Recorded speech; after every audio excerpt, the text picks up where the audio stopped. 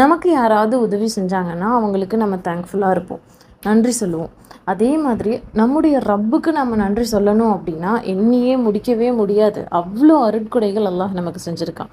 கண்ணு, மூக்கு, வாயின்னு மூச்சு காத்து விடுறதுலேருந்து எல்லா விஷயங்களுமே அல்லாஹ் கொடுத்த ஒரு பெரிய அருட்கொடை தான். ஸோ அந்த அருட்கொடைக்கெல்லாம் நம்ம நன்றி சொல்லணும் அப்படின்னா எண்ணியே முடிக்க முடியாது. ஆனால் அல்லாஹ் ஒருத்தவங்களுக்கு நன்றி சொல்கிறதா ரசுல்லா சொல்லி காமிக்கிறாங்க. அதாவது ரசுல்லா சொல்கிறாங்க, ஒரு மனித தொழுகைக்காக வரும்போது அவருடைய இடையில் வர்ற பாத்வேயில் ஒரு மரம் செடி இடையூறு தர்ற மாதிரி இருக்குது. அதை அவர் கிளியர் பண்ணி சரி பண்ணி கொடுக்கும்போது அவருடைய ஆரம்ப நேர தொழுகை விட்டுட்டாங்க. ஸோ ஆரம்ப நேர தொழுகை தாமதமாயிடுச்சு.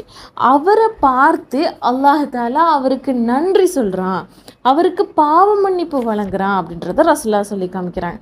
அதாவது நம்முடைய பாத்வேயில் நம்ம போயிட்டுருக்கும்போது அந்த வழியில் ஏதாவது இடையூறு ஏற்பட்டிருக்கு, ஏதாவது தொந்தரவு தரக்கூடிய பொருள் இருக்குது அப்படின்னா அதை சரி பண்ணி விடுறவங்களுக்கு அல்லாஹ் நன்றி சொல்கிறாங்கிறத ரசுல்லா சொல்லி காமிக்கிறாங்க. இன்னொரு இடத்துலையும் ரசுல்லா சொல்கிறாங்க, தொல்லை தர்ற பொருளை அகற்றுறது ஒரு தர்மம்னு ரசுல்லா சொல்லி காமிக்கிறாங்க.